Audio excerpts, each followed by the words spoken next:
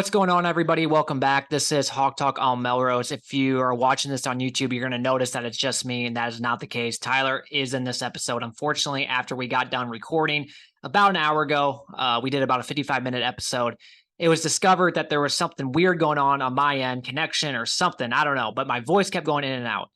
And like the first 5 minutes, it was really bad, but it got better as the episode went on. So what I decided to do is I edited out the first 5 minutes. I'm going to talk now, and then we're going to essentially piece together what we talked about then the rest of the episode. So keep in mind, my voice still goes in and out even after we go back to what we recorded, but it's not as bad as what the first 5 minutes was. And so I just want to clarify that. So if you're new to this episode or new to this podcast, I should say, just know this is not a thing. Like, this is the first time this has ever happened, and we will get this solved, and moving forward, we should be good. Unfortunately, it happens to the best of us. So I guess it is what it is. But really, the only thing we really talked about the first 5 minutes was what Kirk Ferentz said today at the presser. He just did a short media presser at 10:45 this morning on Wednesday. I'm recording this. And pretty much two things stood out. Number one was the gambling situation. Noah Shannon, year-long suspension. For me, I understand you do something wrong, you do something illegal, like you have to pay for it. I get that.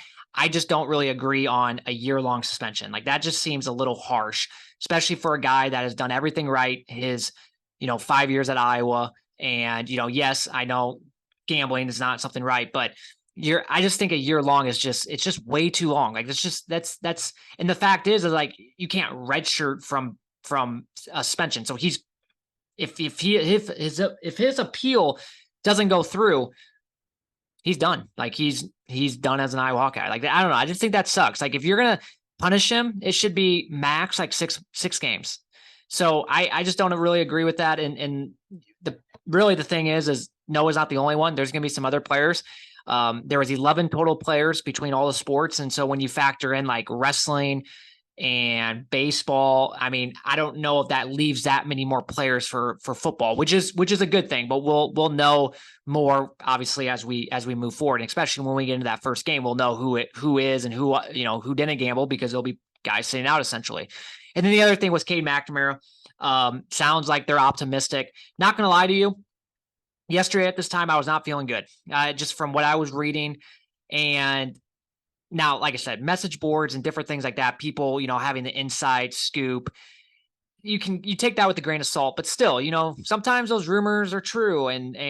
But Kirk said today that he should be back by the end of the week, and or at least early next week, and optimistic he will play that week 1 game. And for me, like, as a fan, I hope he plays, because we've been so looking forward to Cade, starting at Iowa since he committed back on December 2nd. So it would really suck if he doesn't play. But at the end of the day, like, it's Utah State. I think we're fine if he doesn't play. I think we're going to win regardless. Utah State's not a good football team, but I don't know. I just think it would suck. And I hope he does play. But I also want him 100% healthy. And, if that means sitting out a game and getting him ready for Ames, I guess I'm for it. But if not, if he's ready to go, even if it's just for a half, get some game action in, right? Get some game reps. Like, I really want that. So that was really all we talked about. And so now I am going to piece together, and I'm going to welcome in Tyler. It's going to be kind of weird, the transition, but just know that this is all edited. So obviously the last 2 years, it was bad. It was really, really bad. And it started with having a bad quarterback. But not only that, it started with a bad offensive line who was not good, and talking a combination of a quarterback that couldn't move around the pocket, was like a statue there essentially, and then offensive line that was not good. It's a terrible recipe. Horrible, right? Yeah, horrible recipe. I mean, that's when we talk about any team, it's always usually starts and ends in the trenches, both offensive and defensive line. And when you have a solid offensive defensive line, you give yourself a shot. Yep. You give yourself a shot at a lot of things. You don't have to be great passing the ball. You don't have to be great at running the ball, but at least you have an offensive line that you can lean on and play to their strengths. And I mean, that's what we do with our D line, right? I think that allows our secondary to be so good because we don't have to blitz that much and stuff like that. So, yeah, continue.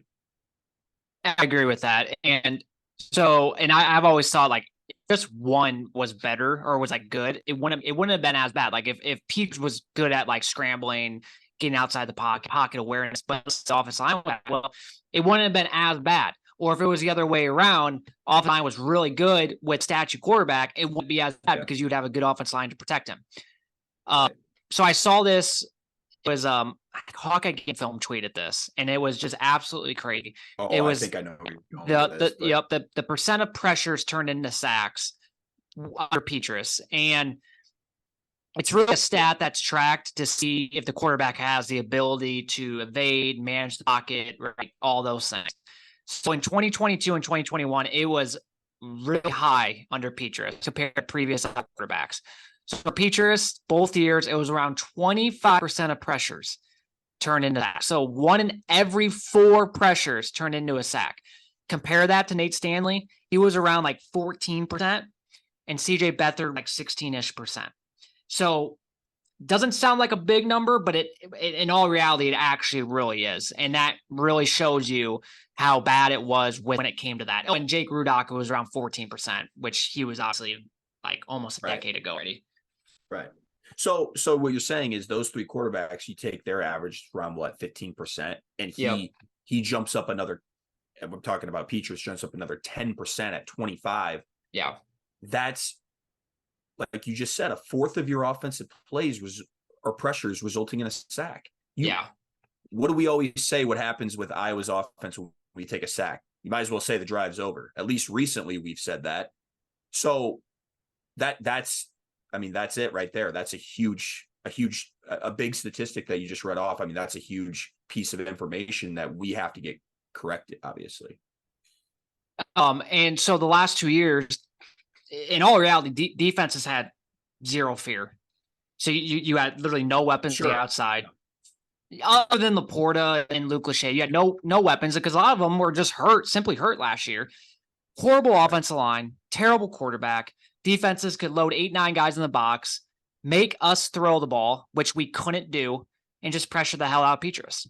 It was honestly, the defensive coordinators that had to play Iowa every week, it almost probably felt like a bye week because it was just an easy formula. Literally make them throw the ball because they can't, and then pressure the hell out of Petrus because he's not going to be able to do anything. So with that all being said, I'm gonna say why I'm gonna defend Brian, but then I'm gonna say why I can't defend him. I'm gonna defend him because how can any offense coordinator be successful with that when you have a terrible quarterback, terrible offensive line, lack of receivers, you name it, whatever, freshman running back, whatever.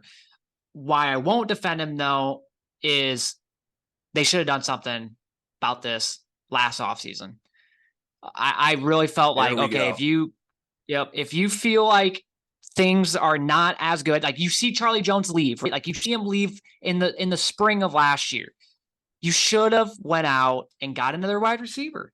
You knew that the offensive line was not very good. They were very young, I should say. Why do we not go out and get 1 or 2 experienced offensive linemen?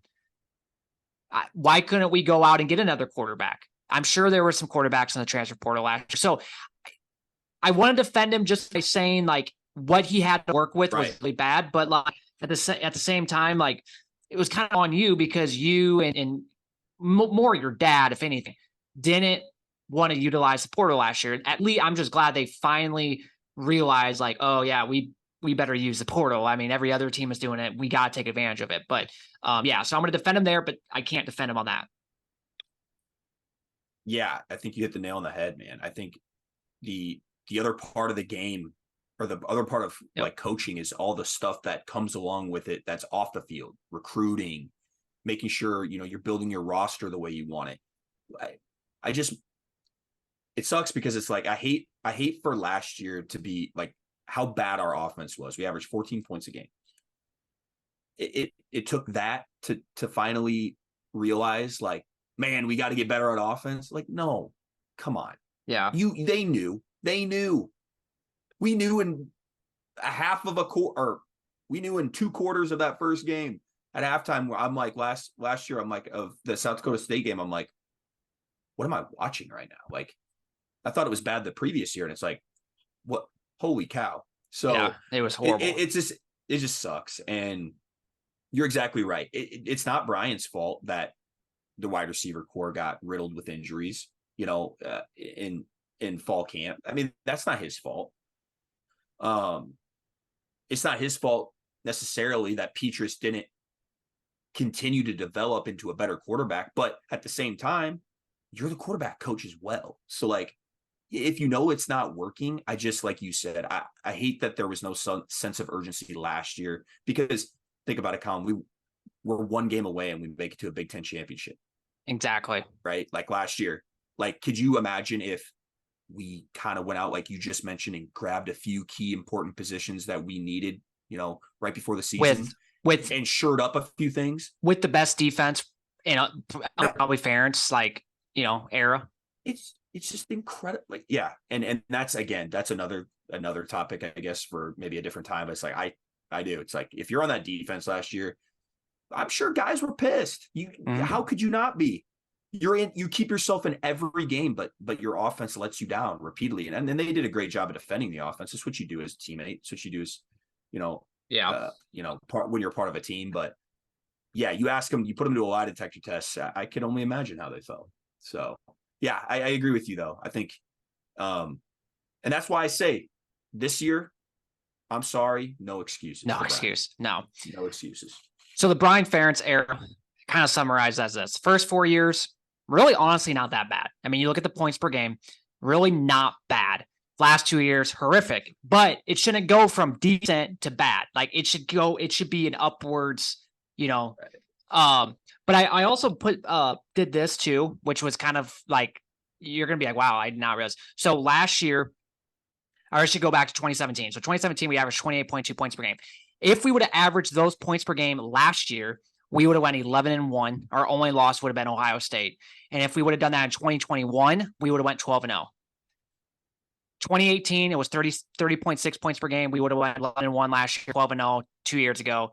2019, 25.8. We would have went 10-2 last year, 11-1 2021. And then 2020, we would have been, which we averaged 31.8. We would have went 11-1 last year, 2 years ago, 12-0. So why I'm saying that is, if and we always said this, if our offense, and because really those points per game is really not that high. I mean, it's for Iowa standards, it is.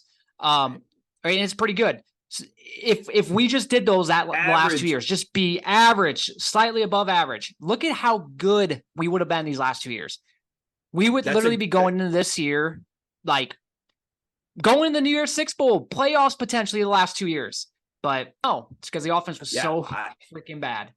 Well, there you go. I mean, we've said it, right? We just got to be average, and we should be a good team. Well, there you go. You just provided the facts for the offense. If we get back to just being decent for Iowa's standards, like you just mentioned, then big things will happen. So yeah, we got to get back to scoring some touchdowns. That's a given. Yep. I just want to point this out too. In 2017, like you go back and you look at some of those games, and we put up 44 against Iowa State, 45 against Illinois, 55 against Ohio State, 56 against Nebraska. 2018, 48 against Minnesota, 42 against Indiana. Penn State on the road, 24. It does. It literally feels like a long time ago. It feels like, okay, who is the offensive coordinator there? Because it can't be Brian Ferentz. But so that's kind of what I want to just at least show, like, okay, like we are capable under Brian to be able to put up points. Right. Yes.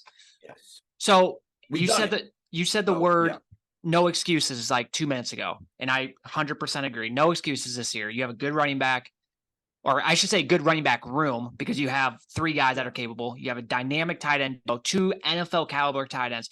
You have a decent wide receiver core. I mean, there's no way else to put it. I mean, it's a decent wide receiver core with a little bit of raw talent there, but there is talent there. You have finally a pretty good quarterback. Your offensive line should be better. You have absolutely zero excuse this year. Yep. I can't agree more. I have nothing else to say, but like you just said, it's time to prove it, or there needs to be a change, clearly. Yep. So. One last thing, we're gonna just briefly talk about this: the 25 points per game. Which I don't The think contract the with contract Brian. thing, which Okay. I don't think is obviously, I think it's the stupidest thing ever. But we obviously can't change it. It's like, we can sit here and get mad at it, but it's something we can't change. Right. But it is the dumbest thing ever. It's just more of I think like distraction, more of a noise than anything. And it's like, why put it on the players? But one thing I will say is, so like 25 points, like people were like freaking out about that number. And I just did some research why they probably did 25 points. I did not realize this, but since 2017, which I'm going to 2017 because that's when Brian Ferentz became offensive coordinator, we've played 74 games since then. Did you know that only 11 out of those 74 games, we let an opponent score more than 25 points? That's 15% of those games. How crazy is that? Actually, I mean, that doesn't surprise me with our defenses, but I agree. So that is crazy. So our record's 3-8 in those 11 games when we let the other team score 25, that's not surprising because our offense obviously has not been very good. And when we let a team score more than 25, we're not. That's when we always say, like, if the defense doesn't show up, well, we're fucked. Yep. Usually. Now, in those same 74 games, 36 out of those 74 games, we scored more than 25 points, which I thought that number would be lower than that, just given how bad it's been, But 49% of those games since 2017, we have scored more than 25 points. When we do score more than 25 points in those 36 games, we are 35-1. Yeah, that actually doesn't surprise me. Our only loss coming to Purdue back in 2018 when they put up 38 points and we put up 36. Okay. That was the only loss. So that is a magic number, I guess. You get more than we score more than 25 points, which isn't even that much. Like, that is not that many points. Literally, like, okay, call it 4 touchdowns, but not even. It's 3 touchdowns and 2 field goals. Like, come on. Yeah. And for how good our defense is, like most games, we're getting like a defensive touchdown anyway. So it's like, okay. Gonna say, or the ball on the opponent's 20 already. Yeah. Exactly. Straight starting field position, it seems like a lot of times. Yeah. So it's really not that bad, or it's really not that much. No. So I guess for this year, man, like, I guess the trend says it. If we can get over, if we get over 25 points, I guess we are in for a great season because, looking back at the last since 2017, the trend has been that 35-1, though. That is absolutely crazy. And it kind of shows because for most teams, 25 points is not enough, right? Because most teams don't have the defense and the special teams that we have. But for us, like, we can get by with getting just a little over 25 points. Yep. I hate it too. I hate the contract because I don't think the players are gonna pay too much attention to it. They're not gonna sit there and think about, oh my God, we didn't score 25 this game. Yeah. We're gonna have to score 30 now the next game to make up for us only scoring, 20 the last game. Like, they're not gonna do the math. They're just gonna go out and play. I just think, like you said, I think it's the media is gonna draw more attention to it. They might be asking questions throughout the season if, God forbid, our offense isn't great. Then it starts to become more of a story and an unnecessary one. So I don't like it. I wish, like any job, you have your annual review at the end of the year. You sit down and say, okay, how did we do? How'd you perform? Exactly. That's what it needs to be. You did great. Great. Let's keep it going. So, but yeah, I get the intent. The intent is, you increase your offensive production, we should be winning a lot of games because our defense is going to do what they do. They've proven that. So I get the intent. I just, like you said, I think it's a dumb contract, and I just hope it doesn't become an issue. That's my big thing. It shouldn't if we do it, we are average or above average on offense. I think that'll be enough. So do you think, okay, one last thing before we kind of switch gears. Which means Brian's back, and then more years with them. I don't know. I mean, yeah, that's kind of crazy though. So. Do you think, last thing, as we kind of just flip the script on this offensive talk, will Cade be able to do it? Will he be able? Because I mean, clearly he came in for a reason. He knew the pressure that was on him to come in, come to Iowa and really figure it out because, all eyes are on him. I mean, yeah, we make it sound like all eyes are on Brian, but at the end of the day, it's really up to It Cade. is. And he It knows the is. pressure. He came to Iowa clearly knowing that. And it's at the end of the day, we hear it all.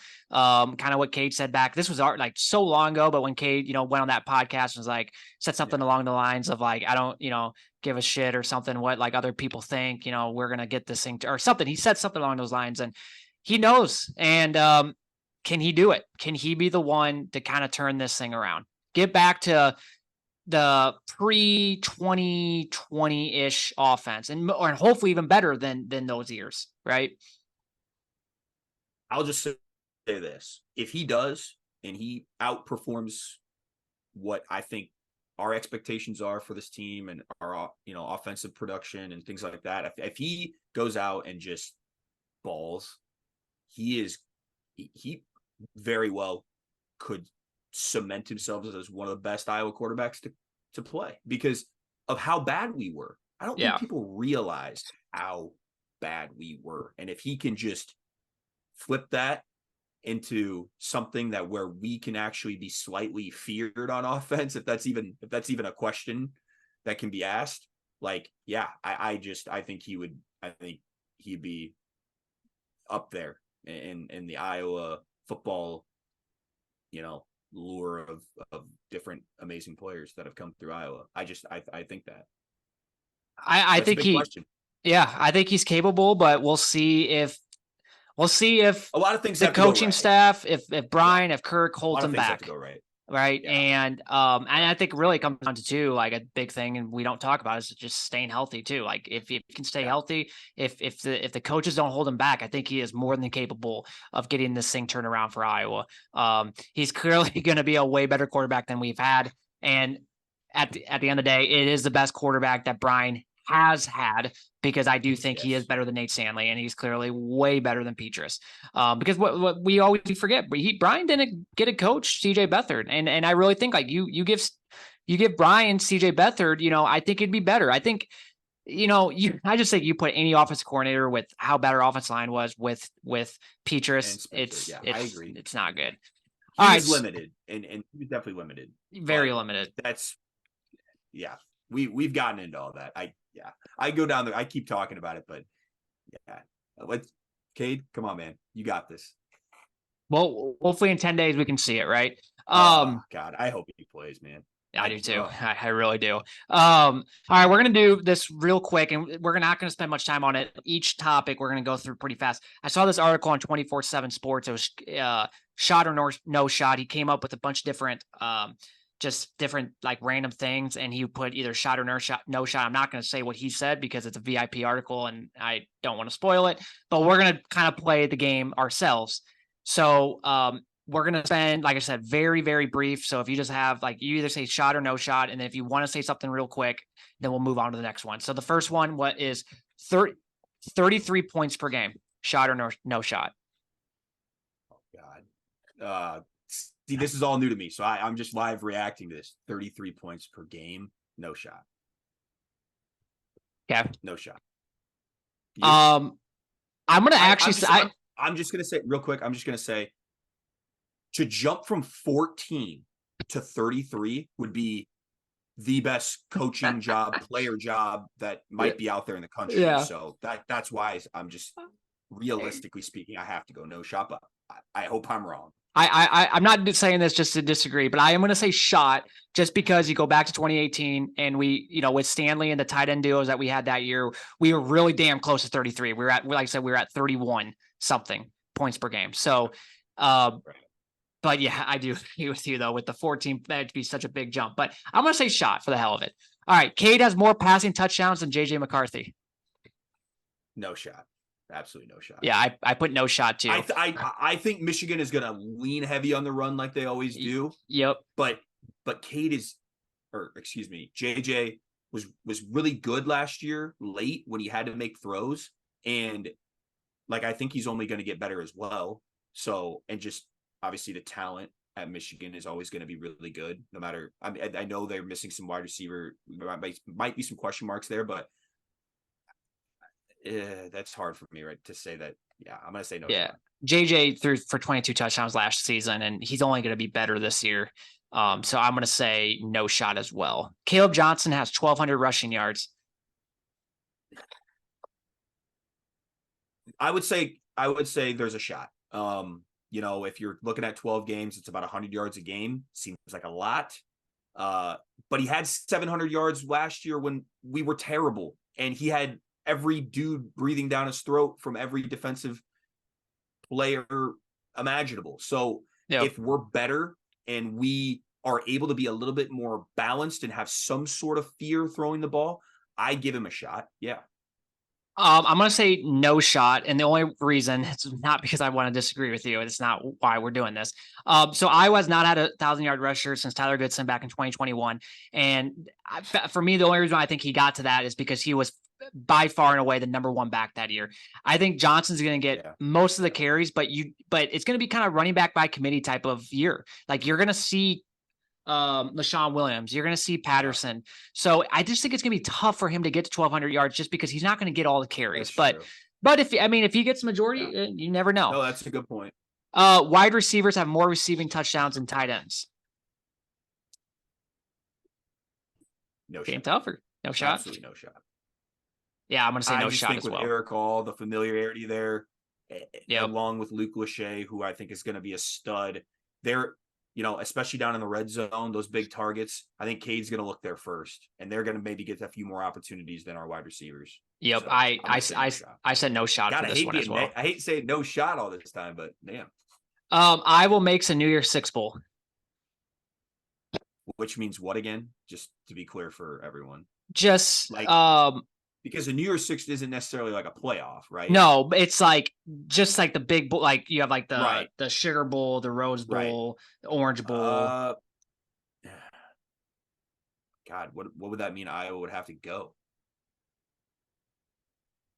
like 10-2 or like 11-1 and then lose the Big Ten. See, the thing is like 2 years ago we went 10-2, we lost the Big Ten, and we didn't make one. So you'd almost need to go 10-2 and win, or 11-1 lose, or close, or it's something along those lines. That's probably the toughest one. I'll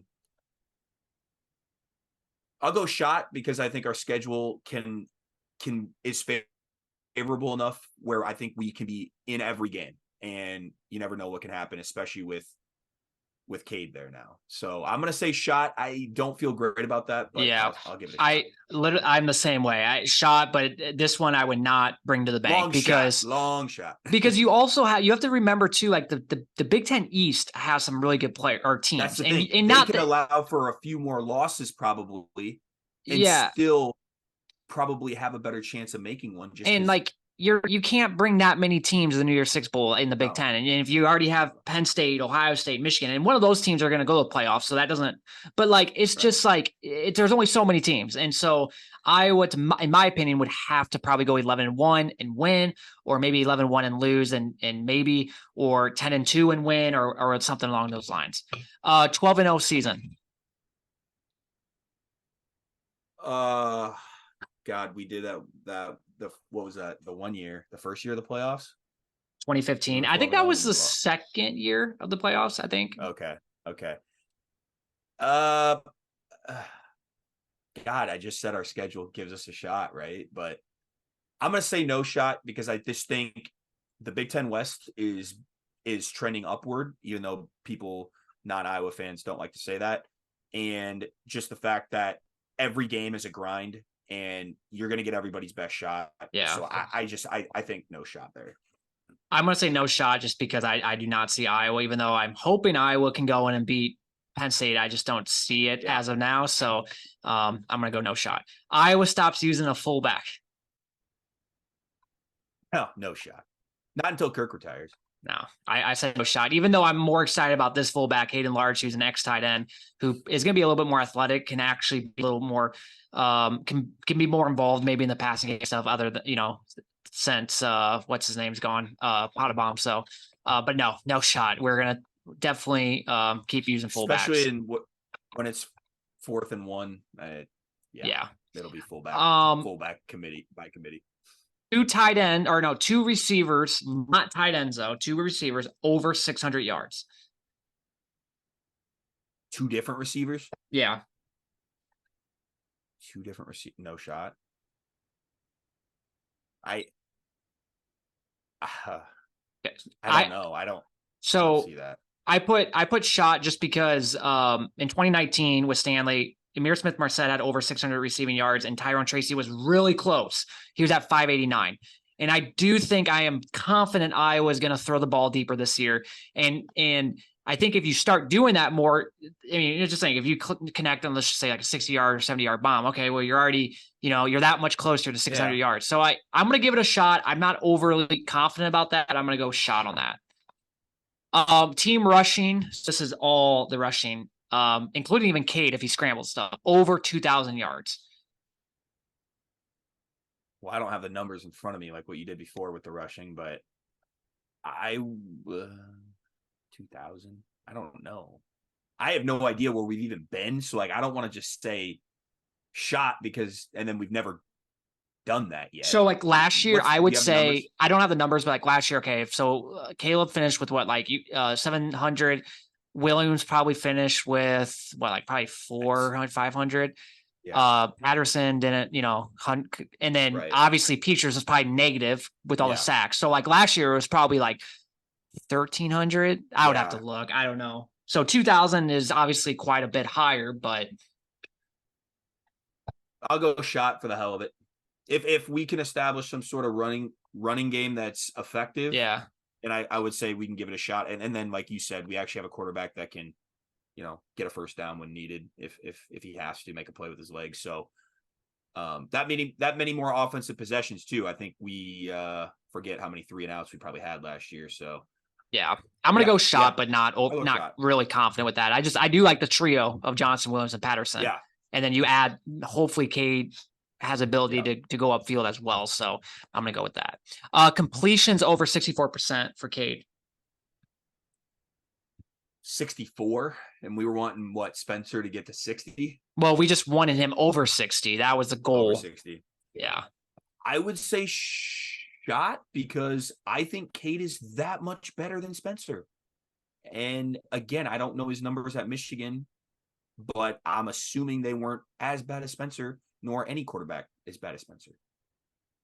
So I'm gonna go no shot, just because I have the stats in front of me, and in 2021 for Michigan, he connected on 64.2, and I just obviously Michigan's better, he had a better team around him. Let's just be honest with that. I mean, obviously having Lachey and all is going to help, but I would be happy if he finished with like 62, 63, 64 might just be a little too high. So I'm going to go no shot. I'm going to skip a couple. Yeah, these are getting hard. Caleb Brown, starter in week 1. No shot. Yeah, I'm going to say no shot as well. I think he's going to play, but yeah, I think he'll play. He'll see action. But to come out and start, and he's only started practicing like for a month ago or whatever it was. Yeah. Nah, I'm going to say no shot. Caleb Brown scoring at least 170+ yard touchdown this year, or like around 70 yards. It doesn't have to, like if it's 65, I count that, but like a long deep ball. I'll say a shot. Yeah. I think. You're saying it has to be a deep ball? I was gonna say it could, if he catches a slant and makes one guy miss, makes a safety miss. Well, yeah, I know. I guess that is true. I never really think about that. That's always like for me. That's all. I always give a player a shot like that because that could just be the luck of the luck of that player making a great play too. Like I think there's always a shot at that. But yeah, I think with our increased, I hope, down the field shot taking, I hope that there's a shot there. That's all I'm going to say to that. Yep. So there's more on here, and I might actually, because it's kind of fun. I might save. There's gonna be one more I'm going to do, but I might save the rest for next week if we have some time. Because it's kind of fun to go through this, and there are obviously like 10 or 15 more, but we just don't have time to. Here's one more though. Our offense is still really bad and averages like 14-ish points per game. No shot. I think last year was it was a recipe for a disaster. Yeah. Everything went wrong offensively. I just don't see that being the case this year. And with the sense of urgency because of last year to make the offense better, I don't think that that's possible. I No. really don't. Yeah, no, I'm gonna say That no is shot. funny. That's funny. If honestly if that happened, I would have to like rip my eyes out. If because I don't know would I don't know if have I to can call endure for like another year of that. every coach. I mean, if that happened again, I'd be like, okay, Kirk, I'm now done with you because this is. I mean, you're the guy. Like It's ridiculous. Yeah. Right. No, that seems a little. That seems impossible. But God, if that happens again, oh boy, Yeah. I didn't want to put that out there. But yeah, so that'll wrap it up with shot or no shot. Like I said, there's still like 10 more that maybe next week we can go through because it is kind of fun. But I do want to end off with this. I said at the beginning, we do have college football this weekend, although the games aren't great. And you unfortunately won't be able to watch any of them because you have a wedding, but you're not really missing much. Let's be honest with ourselves here. But the one game though that I'm kind of intrigued about is getting to watch Navy Notre Dame in Ireland. Obviously, if this game happened during the regular season, like I would not be watching it. But it is football. It's week 0. For me, I have nothing better to do. It's like I'm excited for it, and I guess football. It's it's football. I mean, any football, we'll take it. Yeah, and like everyone hates week 0, and everyone gets so pissed about like the matchups. And for me, it's like I don't really. I mean, as long like put a couple games on now, I think they have what 1, 2, 3, 4. They have 7 games Saturday. I mean, maybe that's like a little too much. Like for me, it's like put 1 or 2 games on Saturday, call it good. Like I am all for that, even if they're not that great of matchups. Like it's football. It's a nice warm up and preview too. The following Thursday where it really kicks off. And you literally beat me to it. I was going to say that Thursday night feels like the official night of, yep. And that's like the opening day of like baseball is that night. Like it's not this weekend. Cause I mean, even though it is, it doesn't really feel like it. Doesn't feel like it. Right. Let's just predict that game just because that's really the only big game. For me, I think, Notre Dame's a 20.5 point favorite. For me, that almost seems too high because I think Navy, in my opinion, will slow the game down a little bit. I think they might control the line of scrimmage because their offense is returning like their entire offensive line, and Notre Dame is replacing like their entire defensive line. So like they can run the football, slow down the game, limit possessions that Notre Dame has because I kind of forget Notre Dame has a really good quarterback from Wake Forest, Sam Hartman. Really so like they're going to put up points. QB transfers. Yeah, exactly. And they have their leading rusher back. But I think if Notre Dame or if Navy can just limit the amount of possessions that Notre Dame has, like Notre Dame's going to put up points, but if you can limit it, I think that they can keep it within 20.5. So I am taking Navy plus 20.5, and I am going with the score of Notre Dame 31, Navy 13. Do not forget last year, Navy almost won at Notre Dame 35-32. They lost. And Navy was 4-8 last year. So they almost beat Notre Dame despite having such a bad year last year. So like, I think they can do it or not win, but I think they can cover. It's in Ireland, kind of a weird, setup of a game. Like I think it's gonna be closer than what people think. This is hard because I think Notre Dame is like expected to be really good. Like playoff they contender good. With Sam Hartman, the offensive line might be the best in the country. They're returning like a top 5 pick next year from the offensive line. I can't remember. Yeah, isn't he like an offensive tackle or something? Yeah. Someone that's like really, really good. I think like Notre Dame last year, I feel like I can't remember how they finish. Did they finish good? I can't remember they started 0-2, but then I think they finished with 3 or 4 losses. I think is what, and then they beat South Carolina in the bowl game. Yeah. This is hard because I think they're going to be I think they'll be better offensively this year than last year. But like you said, it's in Ireland. Navy triple option team. They're going to, like you said, if they can move the ball down the field, dude, a possession could take like 10 minutes with triple option football. So I agree with you. I actually am going to go under and taking the under. What's that even said? Well, I guess I don't even know.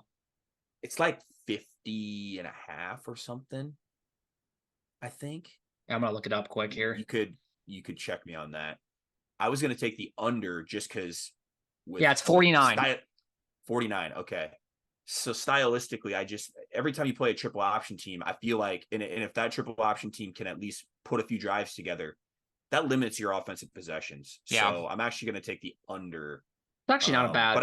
But I'm going to have Notre Dame winning. I don't know about the covering. Like, I could see Notre Dame blowing them out because Navy's not going to be great. But at the same time, like you said, Navy has all offseason to prepare for them. So I don't know how I feel about that. I think I'm going to have Notre Dame winning the game, but I'm taking the under. Taking the under, yeah. So, and then other than that game, the rest of the games are kind of a joke. I thought what was funny was you have UMass at New Mexico State. That's an ESPN game Saturday night. But then you have USC that night, and they're not even on ESPN. They're on Pac-12 network. To me, that's absolutely crazy. Hey, Pac-12, this is probably why USC is leaving. Just so we're all clear and coming to the Big Ten. Yeah, but I digress. So I won't even be able to watch that game, the USC game, and I don't have Pac-12 network. No. So for me, I don't have Pac-12 network. So for me, I'm going to watch Navy Notre Dame game at 1:30, and then I don't know. I'll probably watch Ohio, San Diego State. They play on FS1. I mean, that might not be a bad game. You got a MAC team going to San Diego State. Hawaii plays at Vanderbilt. I don't know. I'm gonna have to network though. Yeah, I don't know if I do either. Actually, now I think about it, I don't know. I'm gonna have to bet a lot of games this weekend for me to really want to watch. I mean, besides Navy Notre Dame, right? Pique your interest by just putting some money on some of these laying games. $10-15 down. That way you have some sort of to watch some of these games. Yeah. But, well, that will do it for this episode. It's a good one. I'm just glad, dude. We are football is here, man. We're here. We keep saying it, and we're here. Next week, 2 episodes, correct? Week after. Next week is game week. Okay. But I didn't know how we were doing it. But yes, next week at this time, we'll be going over a prediction of the first game. I cannot believe we're already here. It's been a crazy month. I mean, we started back on July 26th, and we are almost that seems like that was just yesterday we started, and that was already almost a month ago. So time sure does go by fast, and I'm excited to see you in 10 days on Melrose. Right. Sipping some Swarm beers, drinking some vodka lemonades, and gearing up for another, hopefully, a great season of Hawkeye football. All the memories that we make every year with the tailgating, with just everything. It's just so much fun. I was gonna say real quick, yeah, you got that bottle of Swarm vodka behind you. Hopefully, yes, I know it's an 11 a. I know it's an 11 a.m. game, but hopefully you're at least half that bottle's gone. No, I'm just kidding. Yeah, maybe actually. I'm gonna open it up Friday night though. So it's gonna be a little gone by Saturday morning, because I'm gonna be drinking some of that Friday night pre-gaming for the next day. So there you go. Yeah. But yeah, I'm excited. I'm gonna make my homemade lemonade, and yeah, it's gonna be great. It's gonna be a good day. There you go. So yeah, let's just hope. Like I said, Cade, whatever you guys do, man. I was gonna say, please start. Just get ready for that game. He's gonna do everything in his power to get ready. I'm not worried about that. The only thing is, do the coaches feel like we can win a game without him? Obviously, I think they do. It's going to depend on how he feels, I think. Yep. So. The drive to Iowa City is still going to be great regardless. But if we know by then he's not playing, it's gonna. There's a little bit of a little air out of the. Yeah, it does. Yeah. It's still I'm still pumped. It's awesome. But it's still a little God dang it. We have our new shiny new toy. Yeah. We want to use that shiny new toy. We've been excited since we were on Xbox December 2nd when we learned that Cade McNamara was coming out. Yeah. I know. December 2nd is when it happened. We were playing Xbox together, and it happened, and it felt to that day, I was okay, I cannot wait for football season now. And it's been a long off season, and we're finally here, and it would suck that the first game he didn't play. I'm just going to leave it at that. It will. But I guess it is what it is. So we'll just have to wait and see. But we'll wait and see. All right, man. Well, have a good night. Thank you guys all for listening, as always, and we will talk to you guys next week. Go Hawks.